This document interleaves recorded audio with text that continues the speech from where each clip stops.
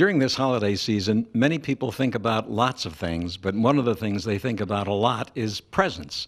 And children particularly think a great deal about presents at Christmas time. But there are millions of children all over the world who never see any presents because their families just can't afford them. So there's an organization called Operation Christmas Child that's been going on for many years now that tries to get presents to millions and millions of children around the world. And it's through the shoebox program, where they fill shoeboxes with presents that children can receive anywhere in the world.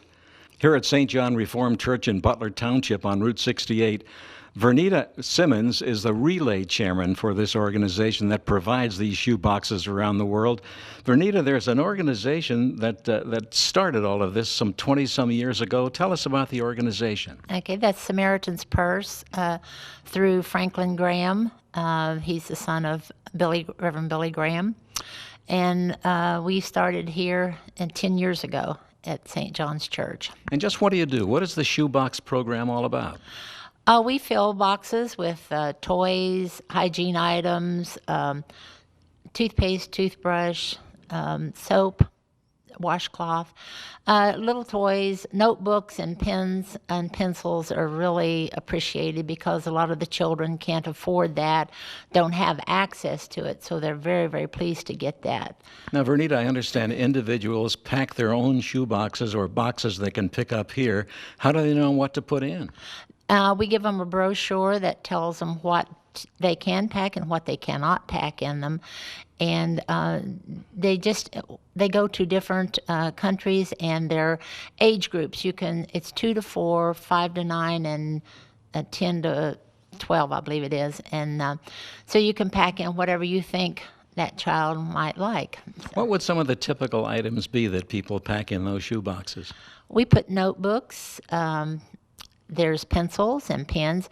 Another thing that's important to put in there is a pencil sharpener, crayons, coloring book, soap, washcloth, comb. You had told me a while ago that sometimes even a deflated soccer ball Right. with a pump might be appropriate. Right, it's something that they can blow up, use to blow up over there, and so it just whatever you feel led to put into it. That's what's as they say, God knows where that child is. What child is going to get that shoebox when it's delivered to them. How many shoe boxes are actually delivered right here to this church?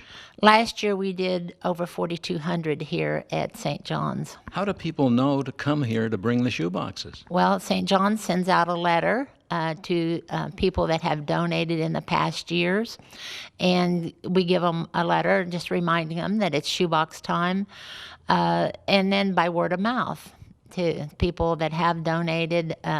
It's not just necessarily churches, it's organizations too. We have school organizations, Girl Scouts, different ones that have donated. So, VERNEITA, you're a volunteer. How did you start? Through my sister. She was, her and her husband just lived right over here in Crindale, and they come over and talked to Reverend Peterson. He was the minister at that time, and they got this set up as a relay site. And then they moved back to Texas, and she said, would you like to be the relay chairman, you and your husband? And at first I didn't want to, but then we volunteered, and we enjoy it. It's great. You get to meet a lot of nice people, and the people are all volunteers that work, and we have such a good group here that works with us. So. Sounds like you're enjoying what you're doing, helping people, meeting people, Right. doing for somebody that you'll never see. That's right. We do. We enjoy it very much, and it's a good mission. So we enjoy it very much. VERNEITA, thank you. We want to talk with some others about the broader picture and also about the activities here at the church, too. Thanks so much. Thank you. Donna Grimm is a longtime volunteer and a member of the St. John Reformed Church here in Butler. How did you get involved with Operation Shoebox? Well, it started here about 10 years ago. The first year I wasn't involved in it, but by the second year, actually I was on the mission committee, And Pastor Bob needed someone to help coordinate and get some things started. And I guess I volunteered because I was on the mission committee, and I'm still doing it. When you first heard about the program, what did you think about it? I've always thought it was a really good program. It's something easy that anybody can do. You can go to a store, buy a few things, put it in a shoebox, bring it here, and you're helping a child anywhere around the world. And I just think that's wonderful. When it was first started here almost 10 years ago, did almost every member of the congregation become involved? They came involved by packing shoeboxes, but we probably had a core of 10 or 15 who have constantly been involved in it. We don't have much to do during the year, but the 1 week that we collect, we need help. And I always end up with 5 or 6 men that I can count on and that they will be here. And we need help. They have to go outside and bring the shoeboxes out of cars, out of trucks, whatever church brings them in. And then we bring them in and count them again. And then they stack them into large cartons. And I have to say that the men are very good at that, and sometimes they kind of have a competition to see who can get the most shoeboxes in one carton. When you first became part of this program 10 years ago, would you be amazed if you knew that you reached about the 4,000 number by this time? Oh, yes. I can't remember what we did the first 2 or 3 years, but I'm going to say probably the last 6, 7 years, we've averaged around 4,000 or so each year. And I'm thinking probably in the 10 years, we have collected 40,000 shoeboxes here. Just here at this church? Just here at this church. What does this tell you about the people of Butler County? I think they're wonderful. We get shoeboxes from a lot of churches, Girl Scouts, some of the schools also bring them, which always surprises me. And what I'm finding over the years, I'm finding individual families are bringing them in. And in a lot of cases, mom and dad, or just mom comes in with the kids and says, this is something I want the kids to realize. And the 3 of us, 4 of us go shopping, we pack the shoebox, and then we bring it in here. And it kind of shows the children where, what is going on in the world. And lots of times they come in and they want to take pictures. So Do sometimes the children themselves pack the boxes? Oh, yes. I'm sure they do, and the parents or the mother, whoever is with them, is saying they helped buy, help pack, and then bring them here. What are some of the no-nos? What are some of the things that should not go into these shoe boxes? Well, they're not allowed to put any war items, guns, swords, that type of stuff. No liquids, no chocolate candy. You can put hard candy in, but not chocolate. And just about anything else. Just basically no creams, no lotions, no mirrors, anything that would break. People must be pretty creative, though. I would imagine, I know you don't get a chance to look inside the boxes here, Right. but further down the line at some major distribution points they do to make sure that there's nothing that shouldn't be in them. But I'll bet you're curious to see some of the creativity. I think it's wonderful. I'll hear somebody come and say, oh, we put flip-flops in, something I wouldn't have thought about. Or I've heard people say they put a plastic cup or a plastic bowl, fill it with stuff and stick it in the box. And so you do hear people coming up with something new and unusual to put in, and something I wouldn't have thought about. Do some of the people know what the final destination is of some of these shoe boxes? Well, they have a setup now that's called Easy Pay, I think it is. And you can go online and use your charge card and pay for your $7 a box, which they ask you to pay for shipping, and it has a barcode on it. And then when the box is shipped to whatever country, you'll get an email saying your box is in this country. Fascinating program. Donna, is, thanks isn't it? so much. Isn't it very We nice? want now to find about the broader picture, talk about the international organization. Donna, thanks for being with us. Thank you. Operation Christmas Child is a worldwide organization, and there are many people in this country working to send gift boxes, shoe boxes, to children around the world. And Jim Urban is an area coordinator. Now, what does that mean? What area do you serve? I serve Mercer, Lawrence, Butler, and Beaver counties here in western Pennsylvania. And our job is to get as many shoeboxes as we can for Operation Christmas Child. You're a volunteer. Yes, What do you do for a living? I'm an airline pilot. Now, how did you get to be part of this organization to start with?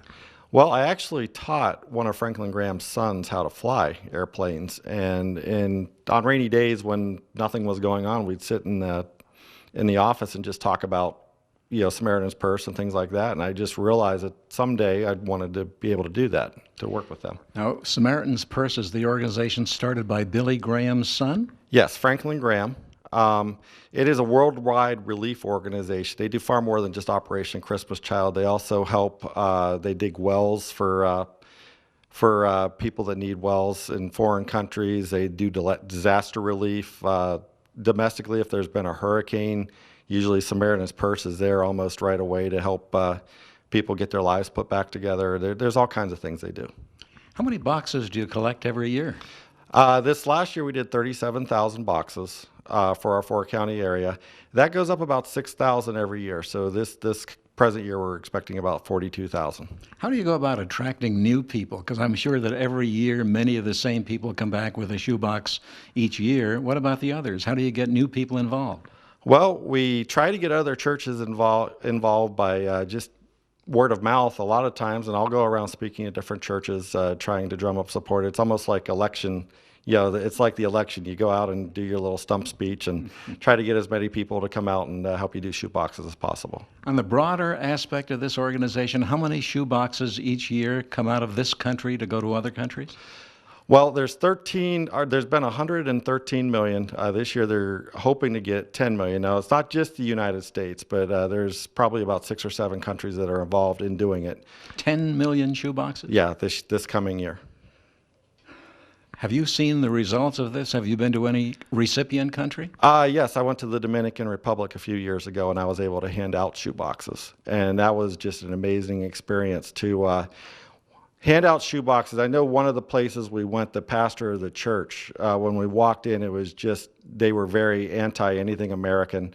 And when we handed out the shoe boxes, as we walked out of there, the pastor of the church told us they'd now be welcome in every home in that community. Just the kids were just, the kids and the families. It's not just the kids that are impacted, the families that, imagine being a mom or dad that's not able to give your child a gift. And just for somebody to come and give a gift like that, the families are very impacted by it also. Well, just think back to the first child you saw open the first shoebox where you were in the Dominican Republic. What was the reaction? Oh, smiles. They'd never seen anything like that in their lives. And, you could look and see the adults. The adults had tears in their eyes. And many of these kids, they don't even know what Christmas is. They've never received a gift in their life, and it's a life-changing experience for them. Now let's look at the local picture. You're involved with this region with several counties around Butler County. How many churches in Butler County are involved? Well, right now, besides this church, we have 3 other churches. There's one in Sarver, there's one in Mars, and there's one in Cranberry, and they are all new relay centers for Operation Christmas Child. And this church alone right here receives about 4,000 or more boxes. The others probably somewhere along the way. If somebody wants more information about the organization, about the program, about this special operation that you're doing around the world, is there a website they can look at? Yes, they could go to www.samaritanspurse.org and look up the Operation Christmas Child link. There's several things you can do there. You can learn about Operation Christmas Child, but you can also put your zip code in, and they will tell you the 10 closest spots to where you can take your shoe boxes. Jim, you enjoy doing this, don't you? Oh, I love it. Yes, it's what I consider my ministry in life. Jim, thanks so much. Thank you. So, Operation Christmas Child, millions of children around the world being given shoe boxes full of Christmas gifts this holiday season personified because these children are getting something they never had before.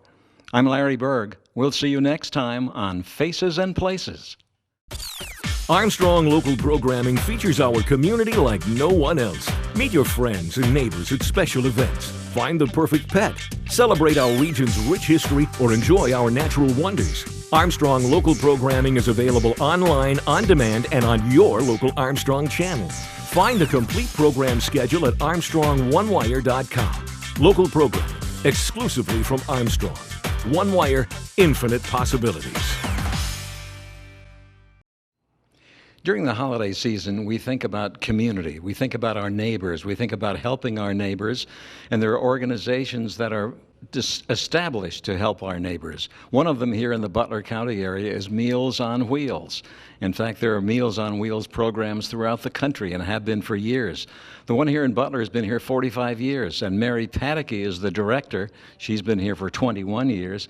Tell us about Meals on Wheels. How do you go about doing what you do?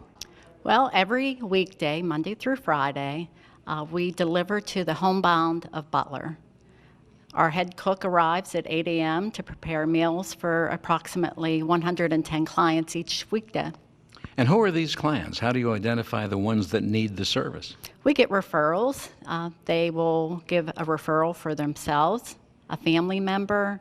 We get referrals from the hospital, nursing homes, anyone that knows there is a need for a client. How is it decided what to put in the menu, what to put in the bags that you bring out every day? We have a menu that rotates on an 8-week basis, and we use that as our guideline, which may change, of course. There are 2 meals in each bag. For most of our clients. Some of our clients just receive the hot meal, but some of our clients also receive a sandwich meal. Is this free to your clients? No, we do charge a minimal fee if they're able to pay that. No one is refused because of inability to pay. Are these all older people? No, we have no age limit. Just so the only requirement is that you're homebound. What's the youngest you've ever served in your 21 years? 18 years old. What was the situation there? They were unable to go to school because of an injury, and the parents worked, and so they needed some assistance. So we went into the home and helped them at that time. And how old is the oldest person that you're serving today? 102. Oh my, and how long have you been serving that person? For about 2 years now. Do many of them stay in the program for a length of time? We had a client, Larry, that was on the program for over 20 years. And they don't have family who can do this for them? They don't have other local charities that might do this for them? Really, they didn't. They were married, but their spouse worked, and they had no other family members to help them out at the time. So we do a lunchtime delivery. So that's very helpful to people that do have family members that may be working, so they can't get them their lunchtime meal, but they can help them out at dinner time. Do people get more than one set of meals a week, or can they have one every day? They receive a hot meal each weekday with the choice of having the sandwich meal also. Now, you have a lot of volunteers, obviously, with over 100 meals served a day. How many volunteers are available? Yes, we use 30 volunteers a day, 150 volunteers a week. How do you find the volunteers? Oh, most of them find us. They hear about our program. They want to give back to the community. Maybe they had a family member at one time that needed this service, and they call us. We do try to keep the word out to the community that our program is here and we need help, and the calls come in. These are volunteers. They deliver food to families throughout the area. Do they use their own vehicles? Do you supply them with a Cadillac? Unfortunately not. They do use their own vehicles. So they pay all their expenses, and they're doing this because they just want to do it. They do. They're wonderful, wonderful people. We're very fortunate. Do some of the volunteers stay with you for some time? Yes, we have a handful of volunteers that have been with the program for the entire 45 years. Well, Mary, you know, a lot goes on here every morning preparing to deliver all these meals. Maybe we ought to step into the kitchen to see what happens there. I think that's a great idea. We have 6 volunteers that come in each morning to help us. We're in the Meals on Wheels kitchen now, and JENLEY Birch is a volunteer who's been doing lots of things for Meals on Wheels, including delivering some of the food. But before the food is delivered, what do you do here?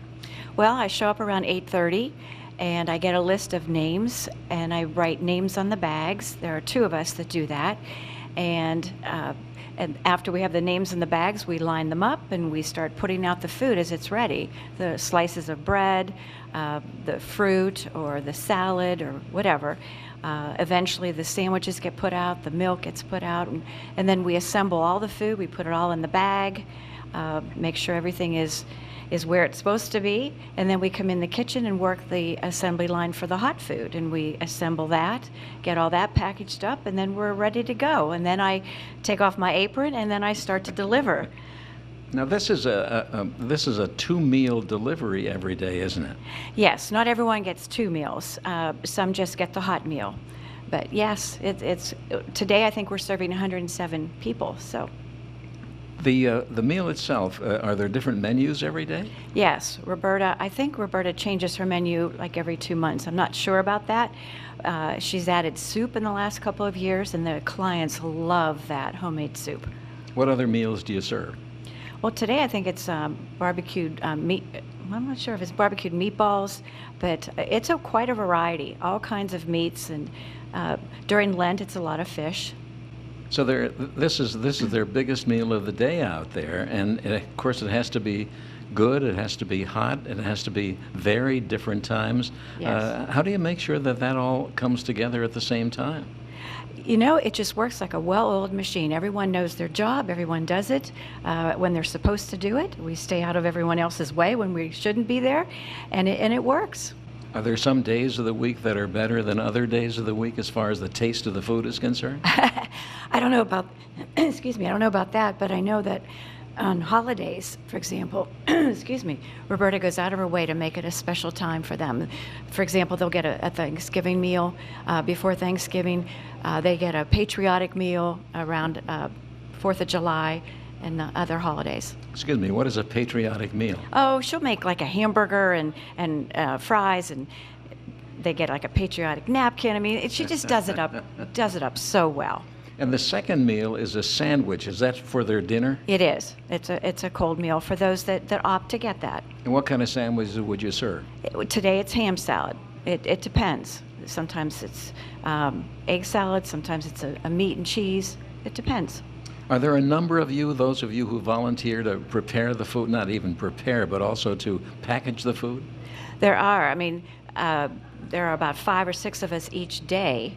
And so every day, you know, they have a staff, a volunteer staff that comes in and does this, not including then the deliveries. So we have a lot of people that have to staff this program. You were a professional school teacher before. Yes. Now you're volunteering at Yes. Meals on Wheels. Yes. Why are you doing all this? Oh, I love it. I love it. I cannot wait to come in on Fridays. These women are like family to me. And we just have a special bonding together. So I really like it. Not only that, then I get to deliver. And I have established a rapport with the clients that I deliver to every Friday. You get to know the people pretty well, get to Yes. see them all the time. Yes. And in some cases, for these people, this is the only contact they have that checks on them throughout, any given day. So it's an important job that we do, not just to deliver food, but to make sure they're okay. Yeah. It's good to talk to you. Thanks so much. Thank you. Thank you.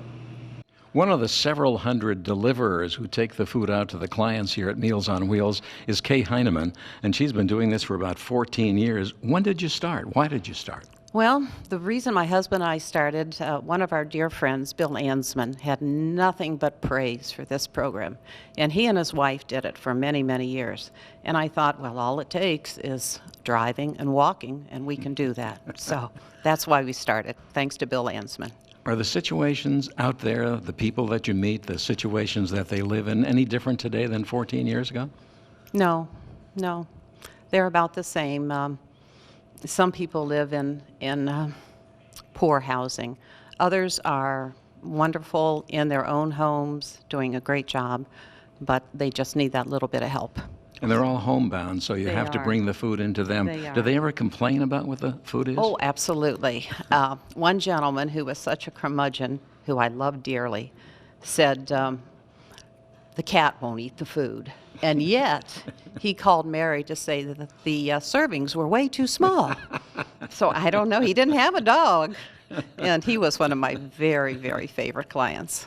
As a deliverer, you and your husband meet a lot of people, of course. You're out every Friday, I understand. Yes, Do every you get Friday. pretty close to some of them? Oh, Larry, I get way too close. I accidentally ran into the same gentleman in the hospital. And so I went in to visit. And he said, "What are you doing here?" And I told him, well, I lied. I said, "I came to visit you." And then the last time he was in the hospital, he said, "What took you so long?" So, yeah, I have a lot of wonderful people on the route. I understand some of the people who maybe seem less able to do this donate money to Meals on Wheels. Well, I wouldn't know about that, but I know my husband and I have made some contributions. And for our 50th wedding anniversary, some of our friends made contributions to Meals on Wheels because they know how we feel about it. Kay, is it difficult to establish a relationship with some of them, knowing that they're getting older and more feeble? Not at all. They are wonderful. They're so intelligent, so much fun to talk to. And we actually have the lady who's 102 years old, and she's fabulous. Is that the oldest one that you deal with? Yes. Yeah. And I say, "How you doing?" She said, "Oh, I'm hanging in there every day." How many meals do you and your husband deliver every Friday? 10. We have 10. Do you get a chance to spend much time at each house? Not a lot. I'm a little bit gabby, so I do spend as much time as I possibly can, and I thoroughly enjoy that. So my husband reads a book while I'm in there chatting away. Well, those relationships apparently end sometime. Isn't that difficult for you? It's very difficult. I can It's tell. very difficult. I can tell. But you love what you're doing. I You do. know you're doing something really good for the community. I honestly don't know if I get more out of it or they do. Do you ever try some of the food yourself? Oh, yeah, it's good. And I get, because my husband always said, "What are we having for dinner?" And I say, "I don't know," at around 4 o'clock. I get encouraged to make stuffed peppers and today's barbecued meatballs. Doesn't that sound good? I may go home and do that.